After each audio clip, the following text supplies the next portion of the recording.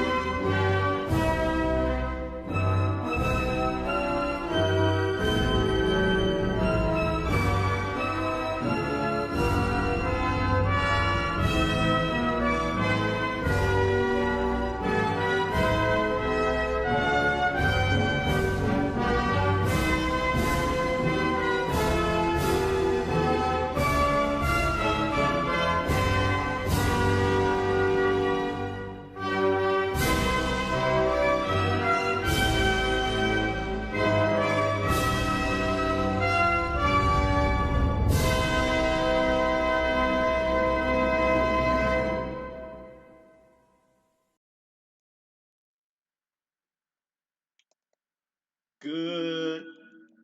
Happy Friday. Good day to you all. Happy Friday. Welcome to the new. I'm your host, Randy Perham. Hope you all had a fantastic week. Uh, got a lot to cover today, so I'm pretty much just jump right into it. But before I do, I want to say congratulations to my grandson. The other day, he was hanging out over here and so laid him down on the couch, and he decided he wanted to roll over. He was like, "Oh, wow, okay." He's only 2 months old, so he's moving pretty fast, developing really well and everything. And we thought that was pretty cool. And he's already trying to crawl. He's scooting a little bit and everything. It's like, man, this kid is moving. He's growing quick. But anyways, happy Red Friday. Also, remember everyone deployed. We want to thank and send our appreciation to the men and women that are serving our country. We salute you every Friday to thank you for your service, your sacrifice, and your commitment to serving our great nation and protecting our freedoms around the world and wherever you may be um, at this present time. So, without further ado, the vice presidential debates that happened on Wednesday night. Sorry, days are running together. Being retired, lose track of days, track of hours, and everything else, and just yeah, it's great. But anyway, so the vice presidential debates that was quite interesting, to say the least. I enjoyed it, and it was good stuff. But I will also acknowledge that um, Vice President Pence stumped Senator Harris. And I got it. We Everybody's gonna have their partisan views. Everybody's gonna say, well, she won because of this or he won because of that, depending on who your favorites are. But in terms of actual delivery of content and substance on matters, I will unequivocally say that Mike Pence actually got Senator Harris, Kamala Harris, on those issues. And I wrote down some points from the debate the other night when it happened because I got engaged into a post debate conference call with some friends, and we discussed these issues. It usually runs over about 2 hours, but it's great stuff. But on the issue of COVID, particularly, the moderator Susan Page, she mentioned uh, that the virus was airborne. Now, there's really been no scientific or medical evidence that the virus itself is airborne, and she alluded to the administration not having things under control, and she pointed out the 210,000 deaths. and to mention and not and also mention the super spreader event, which would be she was referencing to the Amy Coney Barrett, Judge Amy Coney Barrett's nomination here gala that they had at the White House there, and that from there, that's how people started getting the virus. Now, on a couple of points of that, like I said, there's no scientific or medical evidence that the virus is airborne. Yes, in confined spaces, indoor spaces, it could float around if you're not socially distancing and all that. We acknowledge and we got that. However, to make the accusation that the administration hasn't done anything behind it and to try to placate 210,000 deaths onto the president is kind of disingenuous, you know. And so I will pose the question to the American people: when people are born in hospitals, do we blame the parents or do we blame the hospital staff for people being born? When people die every day from diseases, whether it's cancer, gunshot wounds, whatever the case may be, do you blame your mayor? Do you blame the governor? No, you don't. We look at the situations for what they are and we blame accordingly. We don't just abstract blame one person for the mass deaths of people that have different issues going on around the world. We no one's done that. You know, we don't do that. It makes no sense. So I will suggest and offer to the people to stop saying that because it's nonsense. So, um, but moving on, to the vaccines. They discussed the vaccines coming out possibly, by the end of the year, around the election time, and they asked the question to she asked the question to Senator Harris on whether or not she would take the vaccine. She said, if Trump suggests that we take the vaccine, no, I am not taking it. If the medical doctors say it's safe and there's evidence that it's safe, then yes, I would take it. I'll be the first one to take it. Now, going back to once again, I said this a few weeks ago. I don't think it really matters what a person says if it's in the best interest of the individual affected. That if there's a vaccine and I'm comfortable with taking the vaccine, if I'm not an anti-vaxxer, I'm gonna take the vaccine. I don't care if the president, I don't care if the Pope, whoever.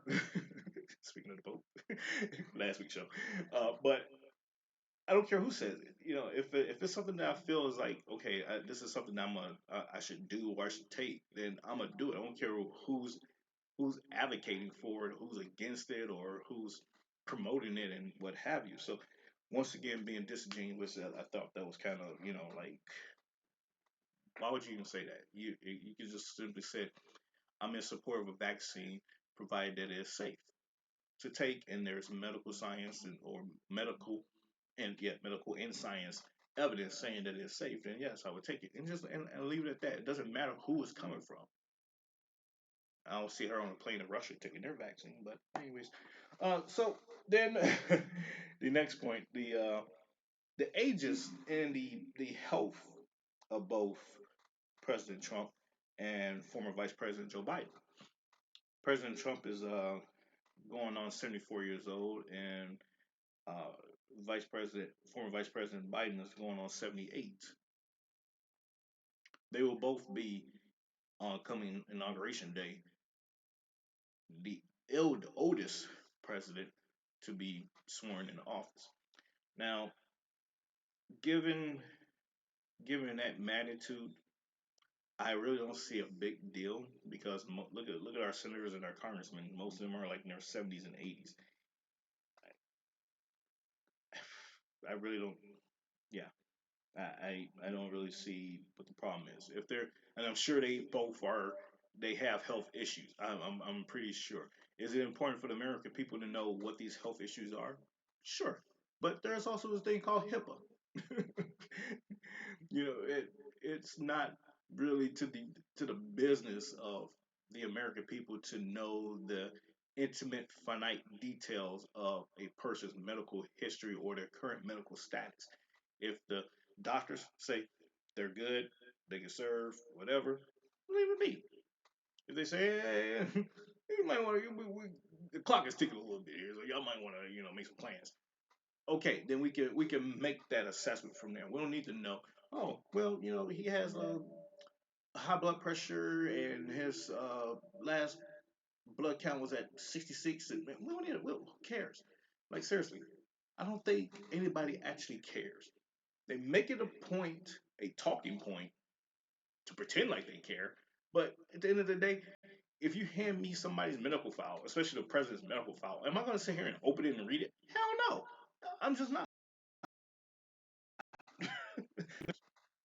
That was another point that was brought up.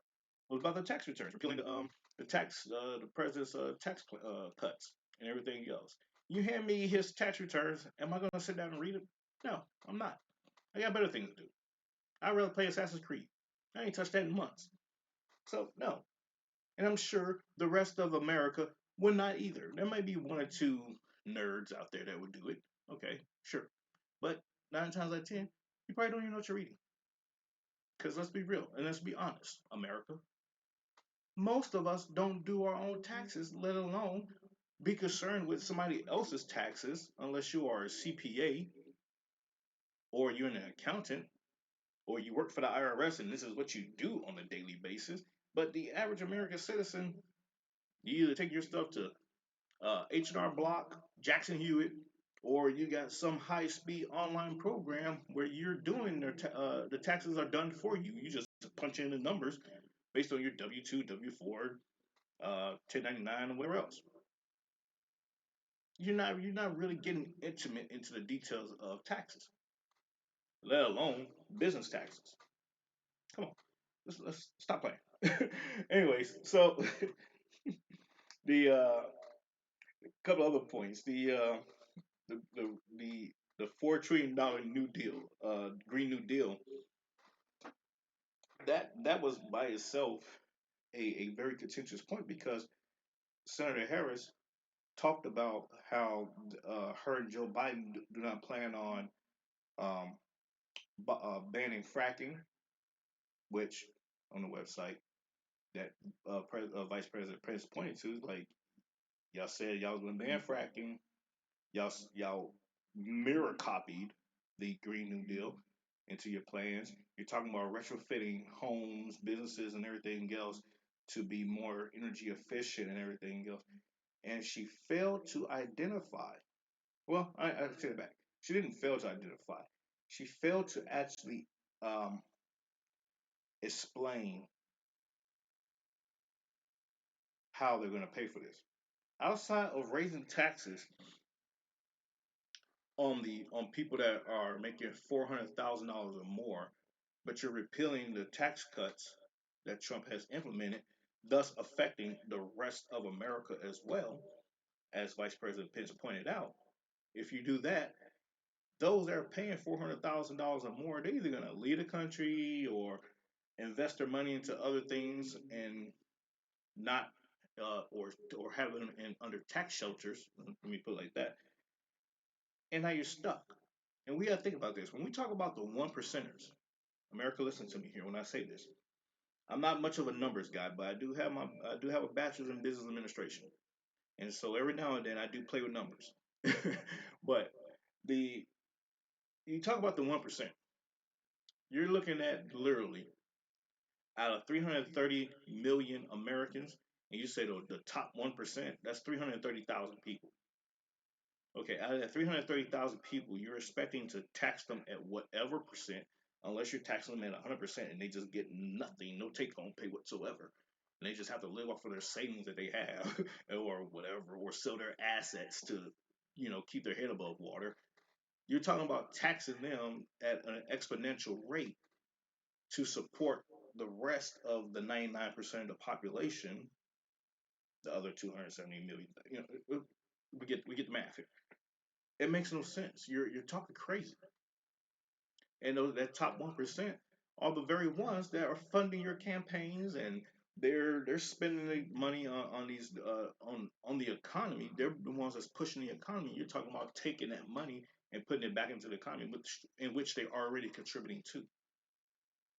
It's a crazy concept to sit back and you peel back the onion on this, And then you turn around and you say, we're going to get back into the Paris Climate Accord. Folks, we saw the disaster with the Paris Climate Accord. That was one of the main things that President Trump talked about getting us out of when he ran in 2016. That was like the first thing he did was pull America out of the the Paris Climate Accord. And then on top of that, we're doing more energy efficient things than those that are within the Paris Climate Accord are doing right now. So why is it that we were paying $1 billion a year to Europe, to this group, to stave off, and help climate change when nothing was being done? We're still having issues. They're still having issues, anyways. And Vice President Pence done a phenomenal job pointing that out. Then the trade war with China, the recreation of what was formerly known as NAFTA, now known as the USMCA agreement. Yes, some jobs got some industries were hurt in the process. That's why it's called war. Some people will get hurt in the process. But for the large part, we saw an economic shift and an economic boom, and a lot of those jobs came back. A lot of them were restored. Some of them were new jobs. So, like I said, it was going back, looking at the substance of what was delivered by both Vice President Pence and Senator Harris. He was nailing it. Showing historical trends that you and I can go back and look at the record, look at the information, and look at the charts and everything else, and see he was correct. Now, don't get me wrong. I'm not riding Pence, but I will say there were a couple of questions that were not directly answered and dodged on both sides. But to me, I think his deflection on a couple of the questions were kind of immaterial questions, anyways. And he utilized this time, and this is the mark of a great debater. He utilized this time to not only say, I'm not going to answer that question because I'm not going to say a dumb question, but it's a immaterial question. Let me utilize this time to actually get my points across from a previous question or a previous point I was making. And then I'll address to some degree the present question. That was ingenious. That was like, I was like, bravo, bravo. That is the mark of a great debater, like I said, folks. So the relationship with China. Kamala Harris, Senator Harris said something that I found to be starkly pausing when she said that we have to build a relationship. Foreign policy is like relationships and everything else, and we have to aim to be friends with China and everything. And we all know that China actively is aggressive, is an adversarial enemy to the United States. Yeah, we got trade and stuff like that. I got all that, but all in all, no. so when she said that, I was like, and even Mike Pence was like, so. But hey, I digress.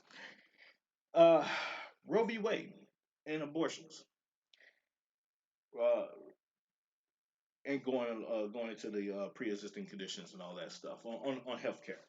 I would say for both of them. Now, folks, if you have not, let me pause there. If you have not went and read both President Trump's under the Platinum Plan, anyways, and former Vice President Joe Biden's medical or healthcare packages, what they're talking, I encourage you to do so. Don't take my word for it. I did a deep dive kind of into it last week, and I will touch on it just a little bit here. But on the aspect of Roe v. Wade overturning abortions and all this good stuff, I had this discussion with the panel during our post debate on Wednesday night, and I asked a simple question: when in history has the Supreme Court, under a new session, under an old session, whatever the case may be, appointment of a new judge, they said, "Oh, let's go back to the one case and overturn everything"? When has that happened? Never. So, folks, stop letting the media fear stoke you, fear monger you, into thinking that the appointment or the confirmation of Judge Barrett is going to result in them just coming together and say, hey, oh, let's overturn this. It's done. Stop. It's not going to happen. And even if it did happen, folks, it still takes, it still, that's at the federal, that's across the nation. But however, it still takes local and state to act on it and say, yes, we're going to enforce this law, or no, you're not going to get an abortion, or yes, you can still get an abortion because, under these medical conditions and blah, blah, blah, blah, blah. Now, I posed a question, something for you to think about. What type of abortion are we talking? Many people on the panel alluded to rape. Okay, yes, I personally, I would support an abortion for rape. Yes, medical, medical reasons, life or death. Yes, I got it. There's no point in bringing a child into the world when the mother's gonna die delivering birth. And especially if the baby is the one that's gonna cause her to die. Common sense application there, folks. But when we talk about recreational abortion, now I caught a little flack for saying that. What's recreational abortion, Randy? What are you talking about? Recreational abortion. You're utilizing abortion as a form of contraception. Now that I do not support. If you're going to be irresponsible, or you realize that you were irresponsible, or you come to the realization after the fact that, you know what, I don't want a baby with this jackass, I'm going to get rid of it. That's recreational abortion. Your life is not in jeopardy. You are not raped. Period. What if I pay for my own abortion? Charlie Mike, if you're paying for it yourself. But don't sit here and tell me that you have a right to do something at the conscription of my money, my taxpayer dollars. I have a say so too. We could get into that argument all day long. It's my body, it's my right. Yeah, I concur. It's my money. And if I want to make my voice heard in a form of legislation that I do not support that mechanism, then that's what it is. And it passes, then that's what it is. It's still your body. It's still your right, to a degree. But I'm not gonna get into the religious aspect of that. But if you wanted to do that, and you say, I got $350 or whatever it costs, and I'm gonna pay for it myself and take care of this myself, by all means. That's just what it is.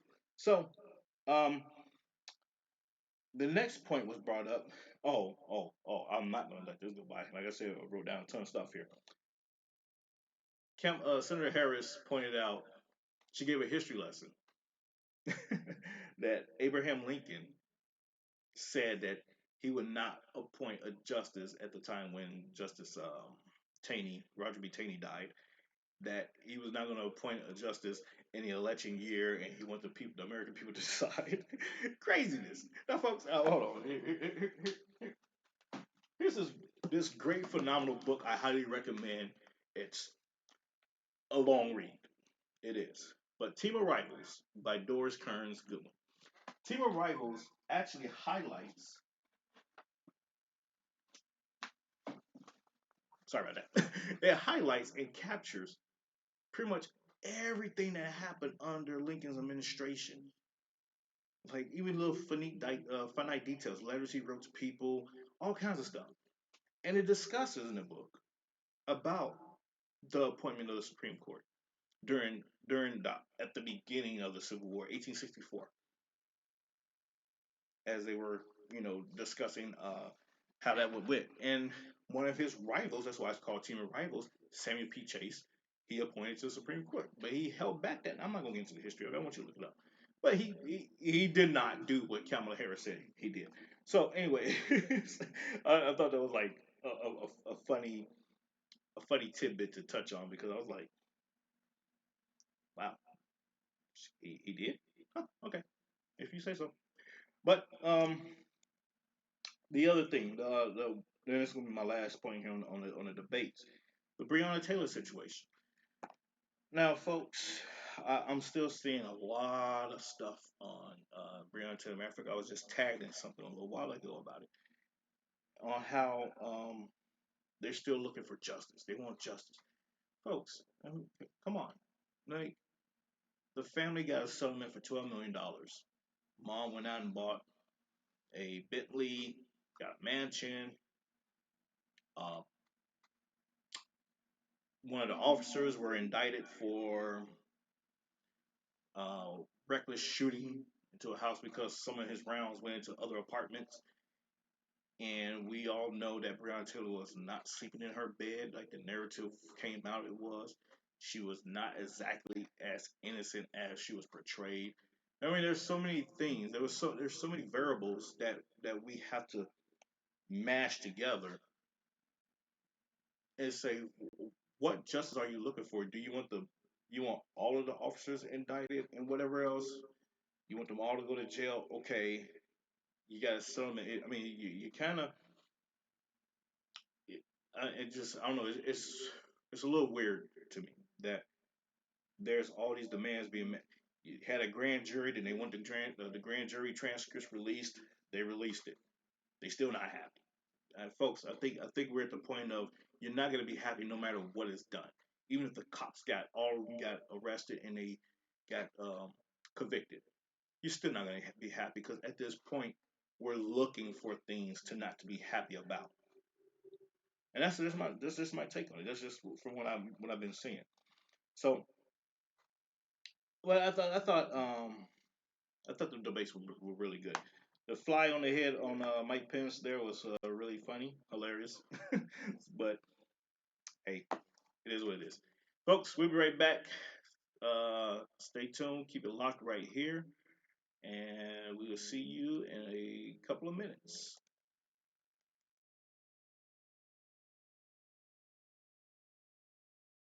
You are listening to the Exceptional Conservative Network.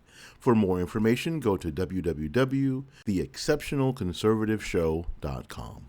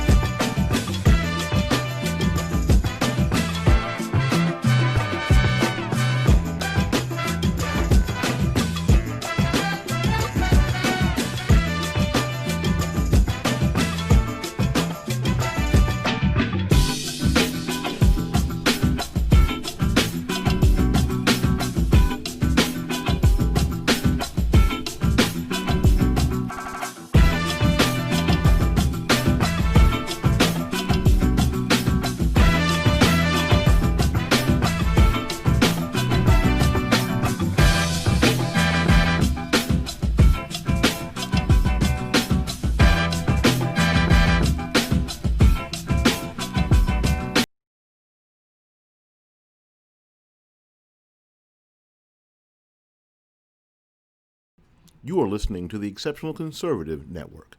For more information, go to www.theexceptionalconservativeshow.com.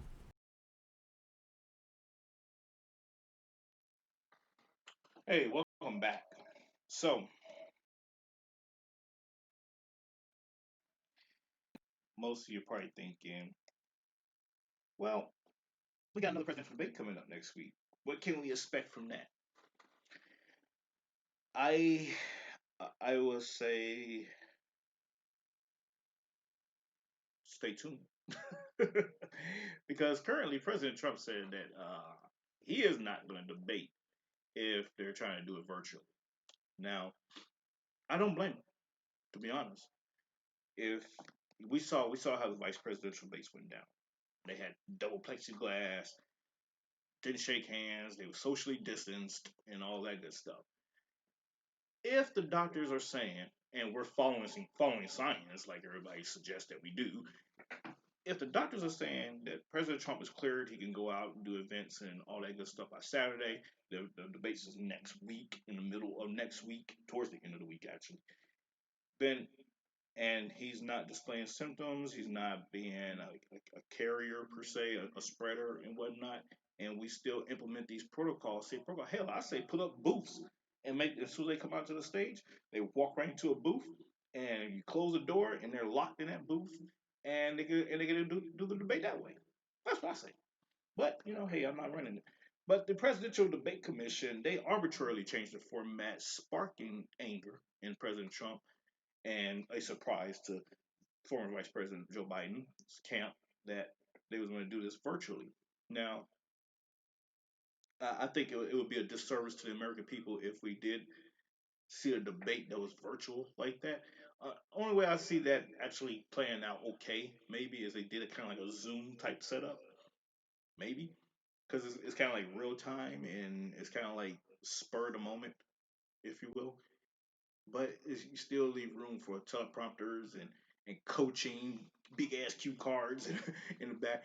It can subsequently get to that. So I think them actually being on the stage in front of a semi audience and doing this will probably be the better opportunity. Now Nancy Pelosi, Speaker of the House, Madam Speaker Pelosi is doing what she said back on what was that, the 30th of August, September, somewhere around there, a few weeks back. She said we will use every arrow in our quiver to stop President Trump. Her invocation of looking at invoking, I should say, the 25th Amendment for health concerns surrounding President Trump, but then she kind of backpedals in her explanation saying, well, not just for him, but for future presidents, for future people. And, folks, 25th Amendment is very clear. You don't need to establish a panel, a commission for all of this. And I will highly, highly recommend that you pick up a copy. I'm just promoting books all day long today. I would highly recommend that you pick up a copy of the Constitution. Read it for yourself. You can Google it, 25th Amendment. And it clearly states, Section 1, in case of the removal of the president from office or of his death or resignation, the vice president shall become president. Cut and dry, plain and simple. Section 2. Whenever there is a vacancy in the office of the vice president, the president shall nominate a vice president who shall take office upon confirmation by a majority vote of both House and Congress. That's in the event the vice president dies, or something happens to the vice president. Section 3. Whenever the president transmits to the president pro tempore of the Senate and the Speaker of the House of Representatives his written declaration that he is unable to discharge the powers and duties of his office, and until he transmit to them in writing declaration of the contrary, such powers and duties shall be discharged by the vice president as acting president. Now I'm gonna pause right there for a second, ladies and gentlemen, because back in 2002 and 2007, if my memory serves me correctly, that happened. President George W. Bush transferred his power as president to Vice President Dick Cheney, while he underwent a series of surgeries. And once he was good, he felt like he was okay again and to be president again. He said, "All right, Dick, get my shit back. Give me my presidency back. Thanks, I appreciate you looking out, dog." And life was good. Now,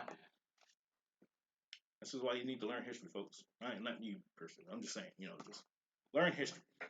These things, everything that we see and are going through has been done at some point in time in life.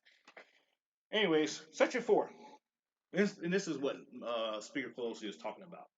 Under Section 4, whenever the Vice President and the majority of either the principal officers, the cabinet, of the executive departments or of such other body as Congress may by law provide, transmit to the President pro tempore of the Senate and the Speaker of the House of Representatives their written declaration that the President is unable to discharge the powers and duties of his office, the Vice President shall immediately assume the powers and duties of the office as acting President. I'm gonna stop right there. There's a lot more to that, but we get the gist, folks.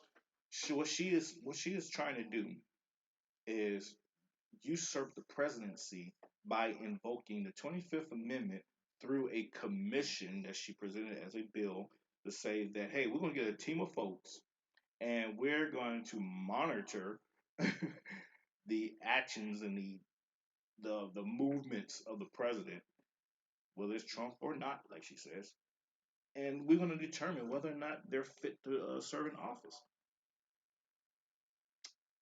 Yeah, no, that would be a requirement of 2/3 vote in both the House, the Senate to pass, number one. And number two, if the president is incapacitated to any degree, the vice president becomes the president. It's already laid out. So to try to usurp the Constitution and to usurp the powers of the president by saying we're going to establish a commission to monitor the president, no. You have the House Oversight Committee, you have a Senate Oversight Committee for such things as well.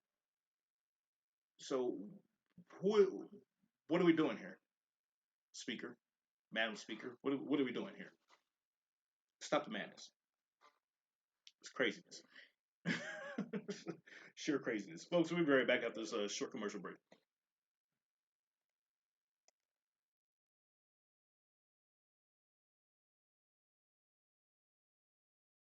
You are listening to the Exceptional Conservative Network. For more information, go to www.theexceptionalconservativeshow.com.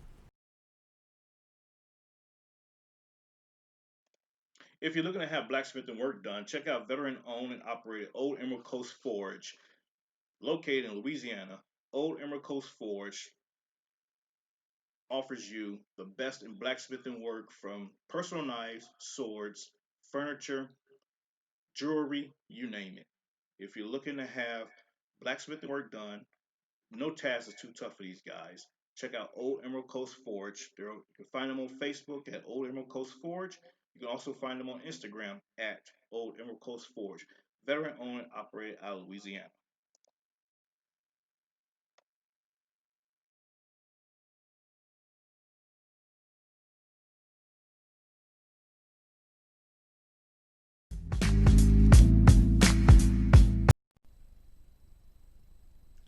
Alexa, help me find the best in urban conservative news, talk, and movies.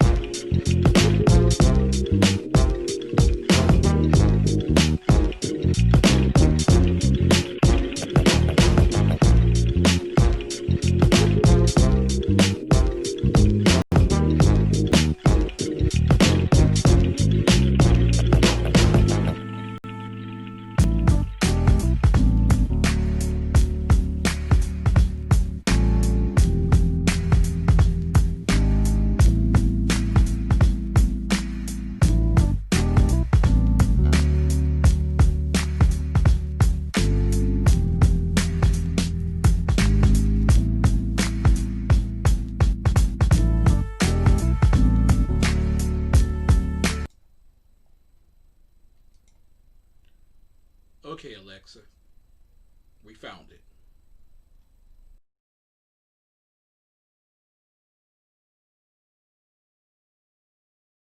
You are listening to the Exceptional Conservative Network.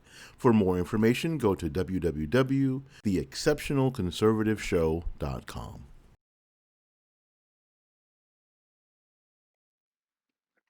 Hey, how y'all doing? Welcome back. So, Malcom X, prolific speaker, orator, teacher, all that good stuff, right? He gave a speech. I want to say it was in the year 65, 1965. He gave a speech on politics. In particular, it was about white liberals, white conservatives, and blacks in the middle being the political football. In sum, I'm going to play this speech for you, and we're going to have a quick discussion about it. So, let me get it pulled up here. And you don't need to look at me because I'm ugly. Be right back.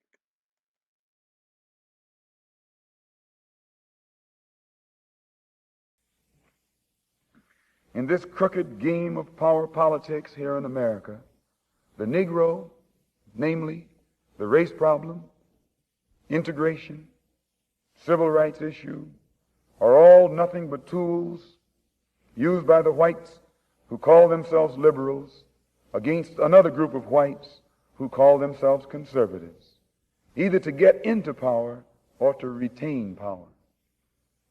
Among whites here in America, the political teams are no longer divided into Democrats and Republicans. The whites who are now struggling for control of the American political throne are divided into liberal and conservative camps. The white liberals from both parties cross party lines to work together toward the same goal, and white conservatives from both parties do likewise. The white liberal differs from the white conservative only in one way. The liberal is more deceitful, more hypocritical than the conservative. Both want power, but the white liberal is the one who has perfected the art of posing as the Negro's friend and benefactor. And by winning the friendship and support of the Negro, the white liberal is able to use the Negro as a pawn or a weapon in this political football game that is constantly raging between the white liberals and the white conservatives. The American Negro is nothing but a political football, and the white liberals control this ball through tricks or tokenism, false promises of integration and civil rights. In this game of deceiving and using the American Negro, the white liberals have complete cooperation of the Negro civil rights leader, who sell our people out for a few crumbs of token recognition, token gains, token progress. In the New York Tribune, in an editorial dated February the 5th, 1960, they pointed out that out of 11 million qualified Negro voters, only 2,700,000 actually take time to vote. This means that, roughly speaking, only 3 million out of the 11 million Negroes who are qualified to vote take an active part, and the remaining 8 million remain voluntarily inactive. And yet it is this small minority, the 3 million Negro voters, who help determine who will be the next president. If who will be the next president can be influenced by 3 million Negro voters, it is easy to see why the presidential candidates of both political parties put on such a false show with the Civil Rights Bill and promises of integration. They must impress the 3 million voting Negroes who are the actual integration seekers. And if so much fuss is made over these 3 million integration seekers, what would the presidential candidates have to do to appease the 8 million non-voting Negroes if they ever decided to become politically active? They hold the balance of power. Who are the 8 million non-voting Negroes? What do they want? And why don't they vote? The 3 million Negro voters are the so-called middle-class Negroes, or high-class Negroes, or uppity Negroes, who are referred to by the late Howard University sociology professor E. Franklin Frazier as the black bourgeoisie, who have been educated to think as patriotic individualists with no racial pride whatsoever, who believe in and look forward to the future integrated, intermarried society that is constantly being promised to them by the Negro politician. And therefore, this integration-minded 3 million minority remain an active part of the white-controlled political parties. But it must never be overlooked that these 3 million Negro integration seekers are only a small minority of the 11 million qualified Negro voters.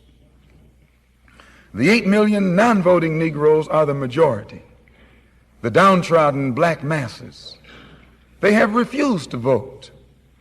They've refused to take a part in politics because they reject the Uncle Tom approach of the clergy politician leadership that has been handpicked for the so-called Negroes by the white man himself. This clergy politician leadership does not speak for the Negro majority. They don't speak for the black masses. They speak for the black bourgeoisie, the brainwashed, white-minded, middle-class minority, who, because they are ashamed of their race, because they are ashamed of being black and don't want to be identified with black, they are seeking to lose this black identity by mixing and mingling and intermarrying and integrating with the white society. The race problem cannot be solved by listening to the white-minded, brainwashed minority. The white man must try to learn what the black majority want. The president would be wise to try and learn what the black masses want. And the only way to find this out is by listening to the man who speaks for the black masses. And I can declare to you tonight and to the entire world that the man here in America who speaks for the majority, the downtrodden, dissatisfied black masses, is this same man who so many thousands of our people are flocking toward to see and hear. This same Mr. Muhammad who is labeled by you as a black supremacist and as a racist and as an extremist. If the 3 million middle-class Negroes are casting their ballots for integration and intermarriage, what do the non-voting black masses who are in the majority want? Find out what the black masses want, and then perhaps America's grave race problem can be solved.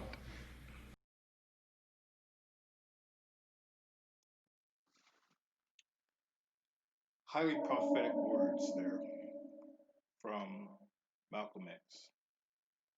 Minister Malcolm X. However title you want to put on. But highly prophetic words. And I say that because when we look at how things are going in history right now with politics and how things are with the black community. I can only speak on the black community as a black man. But let's think about this thing for a second. And some of the things he says, I agree largely in part of what he is talking about. Some things I'm like, yeah, disagree, but I'm not gonna get into that right now. That's another day. But let's let's take this from a trans historical perspective. Okay, 1965. Here it is, 2020, 2020. He spoke in reference to what he said 13 million or something like that. We now have 42 million black people in America. We make up 13% of the population. And to his point, he is absolutely correct. We cannot think for 1 second that we would sway in an election based on our votes. Mathematically impossible at the end of the day. Yes, we can participate in all that good stuff and make our voices heard based on what we identify with politically and all that good jazz. But to think that politicians are looking to black America to determine who's going to be in a seat, stop the madness. And I'm going to break it down for you, folks. Like I said, we're 13% of the population, of the U.S. population, 330 million people. We are 42 million. Now, let me break that down even further. There's 18% Hispanics. And you see it in politics already. The black community is slowly getting the Heisman, and the focal points are coming on to the Latino community. Remember that migrant caravan that was coming through? Yeah, they're back again, by the way. I talked about that a couple weeks ago. So, and here it is. We were back in a political election cycle again. But anyways, out of our 42 million, America, remember, business administration, math is not my forte, but I understand it. We have under 18 years old. Out of the 42 million, 10 million of that is under 18 years old. That's 23% of the 13% of the population. So you're taking 10 million out of the way. Now you say, Randy, what about the prison population? I'm glad you asked. So according to today's data, I pulled it this morning, the Federal Bureau of Prisons, there is currently 59,580 people, roughly 0.14%, less than 1% of the black community that is currently in prison. So you could add that 59,000 to that 10 million. Now you have 10.6 million people that's automatically taken out of the black equation for voting power. Now we're down. We dwindled that down to roughly 31 million. Out of this 31 million, roughly, we can look at the sub demographics, if you will, um, economics. You know, in terms of there's social economic status quo and everything else. We already know that there is a typical 90% uh, voting block of blacks that vote Democrat, regardless of who, what, when, where, why, and how. We already know this.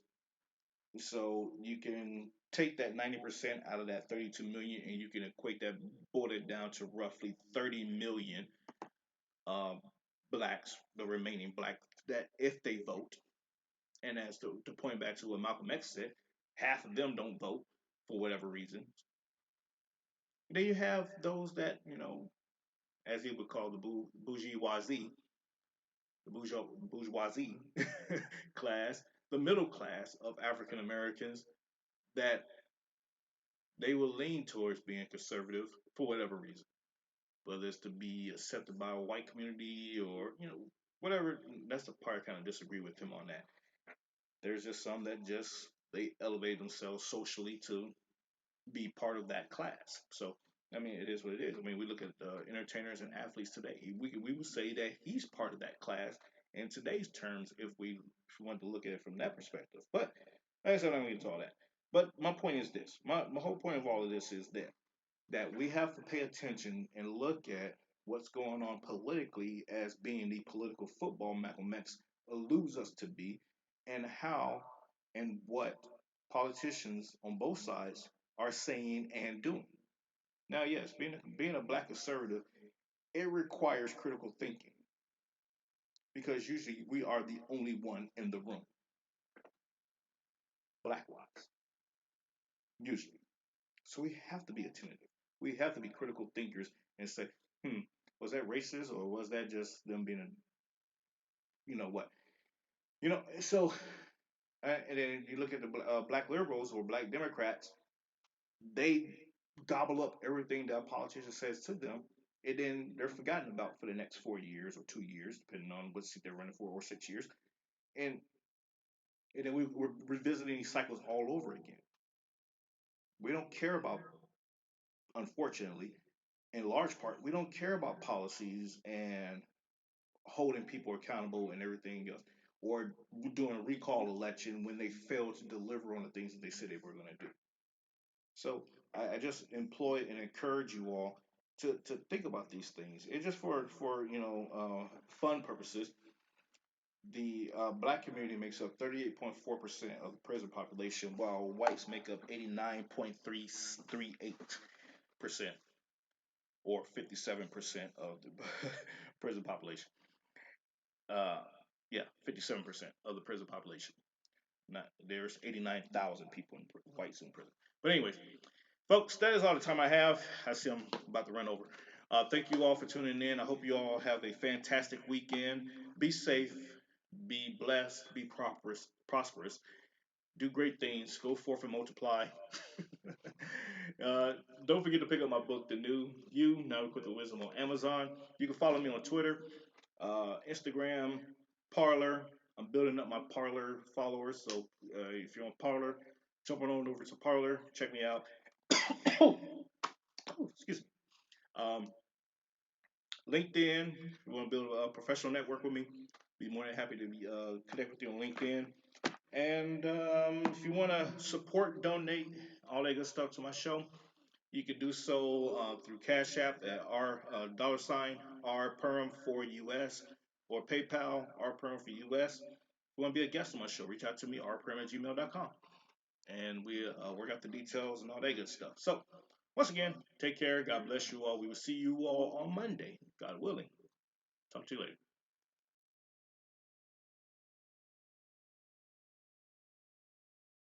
You are listening to the Exceptional Conservative Network. For more information, go to www.theexceptionalconservativeshow.com.